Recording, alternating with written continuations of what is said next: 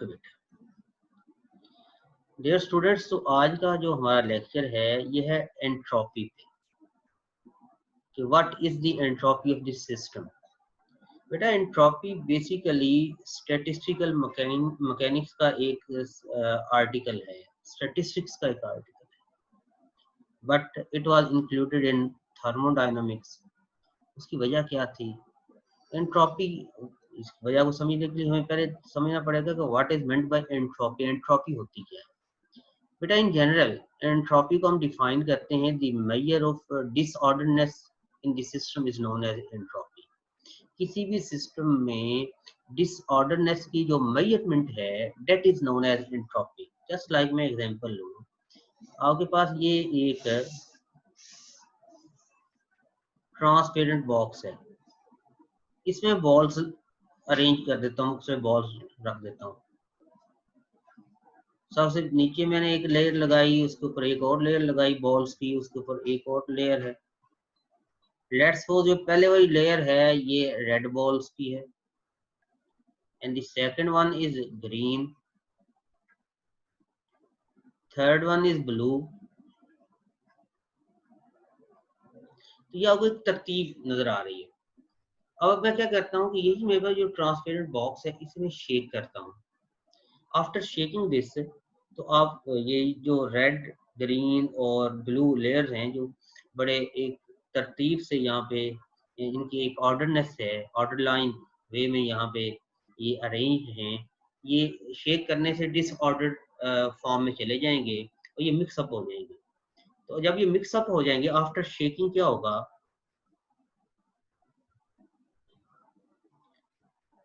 यही बेटा जो हमारे पास हैं बॉल्स हैं, ये कुछ रैंडम डायरेक्शन में चली जाएंगी।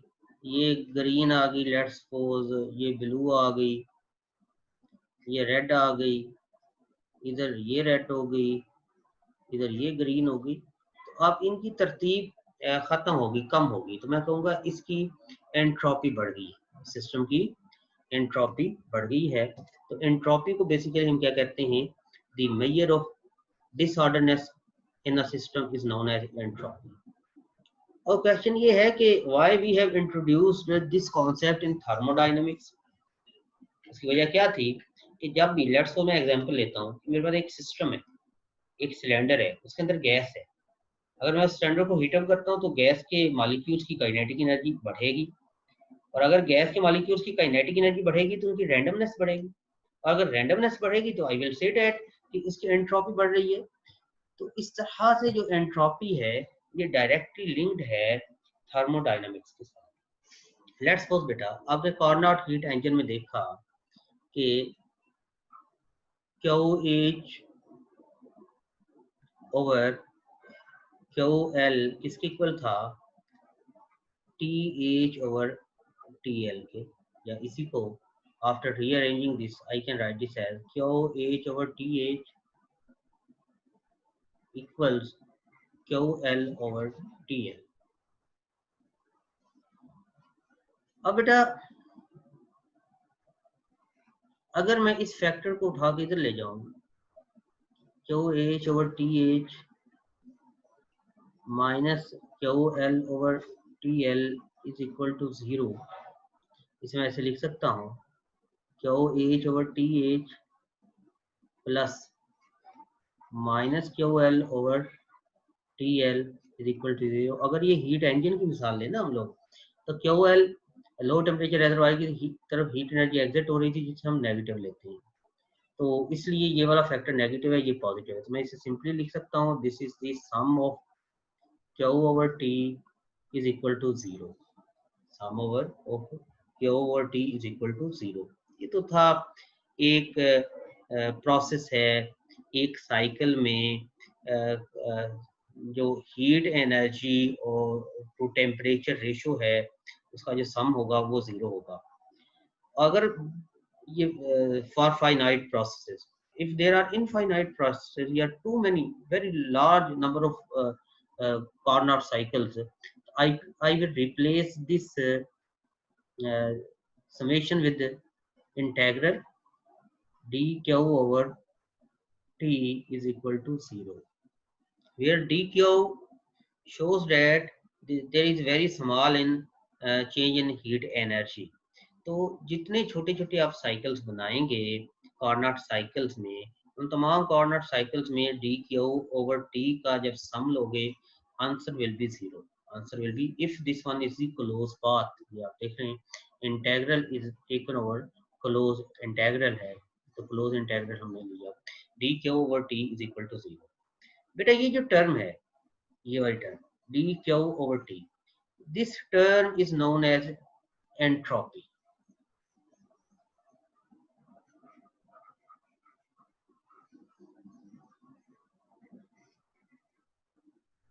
एंट्रोपी या चेंज इन एंट्रोपी क्या होगा, D Q over T, D Q over T. तो ये इक्वेशन में क्या बता रही है, if there is a reversible cycle, क्योंकि हम कॉर्नर साइकिल की बात कर रहे थे, कॉर्नर साइकिल एक रिवर्सिबल साइकिल है। If there is a reversible cycle, for any reversible cycle the sum of all the change in entropy over the closed cycle, closed circle is equal to 0, वो 0 के equal होगा। फिर बेटा entropy की unit क्या हुए, joule पर के। जूल, थर्मोडायनामिक एंट्रोपी का यूनिट क्या है, जूल पर केल्विन, जूल पर के। तो बेटा लेट्स सपोज हमारे पास ये वाला जो फॉर्मूला है ना बेटा, D Q over T, this formula is only applicable for reversible cycle, क्योंकि ये कॉर्नर साइकिल था ना, कॉर्नर साइकिल में ही ये इधर आके 0 के इक्वल होगा ना, तो कॉर्नर साइकिल रिवर्सिबल साइकिल है, this formula is applicable for reversible cycle. तो लेट्स सपोज इसकी फिगर नंबर, ये फिगर है, ये फिगर ए शो किया हुआ है आपकी बुक में, रेजरिंग हेलिडे क्रेन में, अगर आप लोग देखें। लेट्स सपोज ये डिफरेंट आइसोथर्म्स हैं, मैं एक रिवर्सिबल साइकिल यहाँ पे रन करता हूँ, किसी खास पॉइंट ए से मूव करके दोबारा ए पे आ जाता हूँ। तो आप देख सकते हैं कि ये वाला जो प्रोसेस है ये मुख्तलिफ आइसोथर्म्स से होता हुआ ए से वापस ए पे आ गया है। आइसोथर्म या आइसोथर्मल प्रोसेस एक ऐसा प्रोसेस है जिसपे हीट एनर्जी जो टेम्परेचर है वो कांस्टेंट रहता है। तो एक सीरीज ऑफ आइसोथर्म्स है, और उस सीरीज ऑफ आइसोथर्म्स के चलते हुए मैंने एक सिस्टम को मैंने एक जगह से लेके गया, मीन इस पूरी आइसोथर्म पे एक ही टेम्परेचर है, इस पे आएंगे फिर एक ही टेम्परेचर है, इस पे जाएंगे फिर एक टेम्परेचर है, इसके जाएंगे फिर एक टेम्परेचर है, लेकिन एक से दूसरी आइसोथर्म पे जाएंगे तो टेम्परेचर चेंज हो जाएगा। तो किसी एक आइसोथर्म के ऊपर टेम्परेचर सेम रहेगा। इन तमाम आइसोथर्म्स पे मूव करते हुए मैंने एक रिवर्सिबल साइकिल को ट्रेवर्स किया।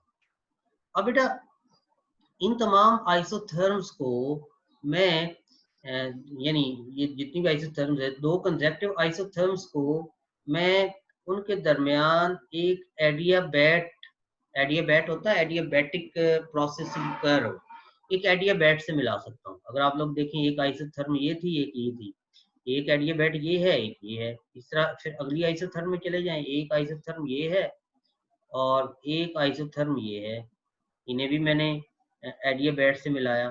फिर अगली आइसोथर्म ये है, इसे भी एडियाबैट से मिलाया। हमने मुख्तलिफ आइसोथर्म्स को क्या किया है, एडियाबैट से मिला दिया है। अब अगर हम लोग देखें तो ये वाला जो हमारा प्रोसेस है, इसे अगर आप गौर से देखें तो ये एक कॉर्नर साइकिल बन गया है। मीन इसमें ये आइसोथर्मल एक्सपेंशन, फिर एडियाबैटिक एक्सपेंशन, फिर आइसोथर्मल कंप्रेशन, फिर एडियाबैटिक कंप्रेशन। और हमें पता है कि जो कॉर्नर साइकिल होता है वो इन्हीं चार प्रोसेसेस पे मुश्तमिल होता है, isothermal expansion, adiabatic expansion, isothermal compression, adiabatic compression. इस तरह से ये मुख्तलिफ कॉर्नर साइकिल्स पे बेस करते हुए हम जिस पॉइंट से शुरू हुए थे उसी पॉइंट पे वापस चले गए, उसी पॉइंट पे वापस चले गए। अब अगर हम लोग देखें तो इनमें ये जो आइसोथर्म है, ये जो पहले वाला हमारा कॉर्नर साइकिल है और दूसरा कॉर्नर साइकिल है, उन दोनों में कॉमन है, यानी ये इसमें भी है, इसे 1 कह लें, और इसमें भी है। इस तरह ये वाली आइसोथर्म ये दूसरे में भी है, तीसरे में भी है, ये वही आइसोथर्म ये वाली ये तीसरे में भी है, चौथे में भी है। जब हम पहले कॉर्नर साइकिल में देखते हैं तो ये एक्सपेंशन है, ये एक्सपेंशन है, यहाँ पे कंप्रेशन हुई, यहाँ पे अगेन कंप्रेशन हुई। जब हम दूसरा साइकिल देखते हैं तो ये एक्सपेंशन है, ये एक्सपेंशन है, ये कंप्रेशन है, ये अगेन कंप्रेशन है। फिर हमने देखा कि पहले में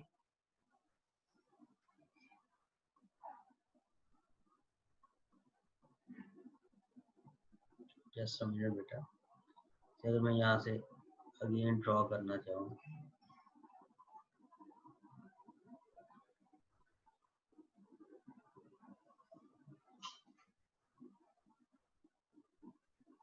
देखिए पहले में ये आइसोथर्मल एक्सपेंशन, ये भी एक्सपेंशन, ये एडियाबैटिक एक्सपेंशन था दूसरा, ये आइसोथर्मल कंप्रेशन, ये एडियाबैटिक कंप्रेशन। तो देख दूसरे में जो पहले में आइसोथर्मल कंप्रेशन है, दूसरे में वही आइसोथर्मल एक्सपेंशन है।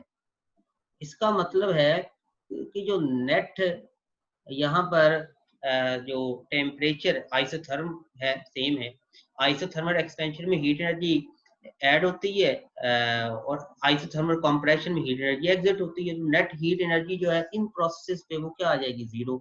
इस तरह ये कॉमन प्रोसेसेस है। तो यहाँ पर ये isothermal expansion heat energy add हुई पहले प्रोसेस में और आखिरी प्रोसेस में यहाँ कहीं पे एग्जिट होगी। दरमियान में जो आइसोथर्मल कॉमन आइसोथर्म्स है वहाँ पे change in heat energy zero हो जाएगा। और बेटा इस तरह से अगर हम net change in heat energy to temperature तमाम प्रोसेसेस का लें और ओवर क्लोज साइकिल हम इसका इंटीग्रल लें तो answer will B zero. Answer will be, if this one is the reversible process, this one is the reversible cycle, then total change in entropy will be zero. तो बेटा तो total change in entropy zero है, तो मेरे पास ये एक और example यहाँ पर फर्ज किया मैं ए से गया हूँ बी पे, इधर आप ए से गए हैं बी पे। बेटा entropy is a state variable, it is a function of state. Function of state से क्या मुराद है, it depends on the state of the system, it does not depend on the way following which you have brought the change in the state।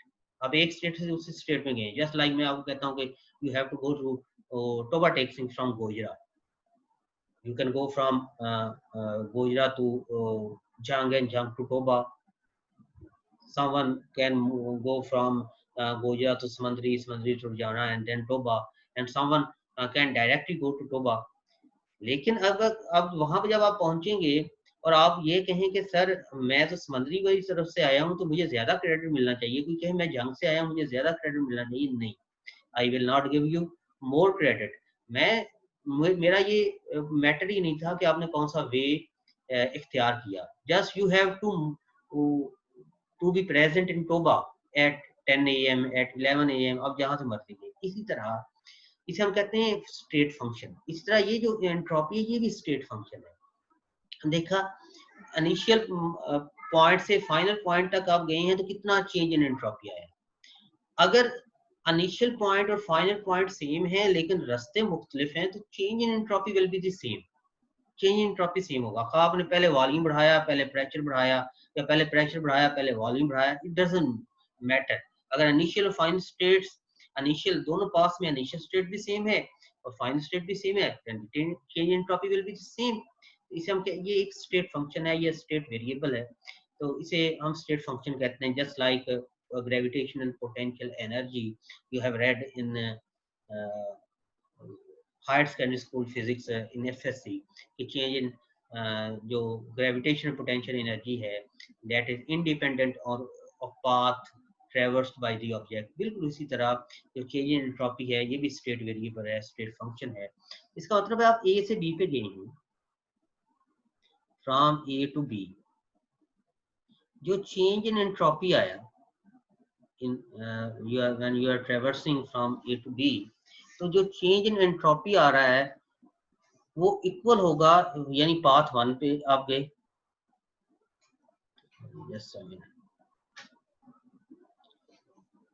change in entropy path 1 पे when you are moving from A to B will be equal to change in entropy along path 2। उसमें भी आप क्या किए थे, you are moving from A to B, अब A से B पे मूव कर रहे हैं, दोनों में जो चेंज इन एंट्रोपी की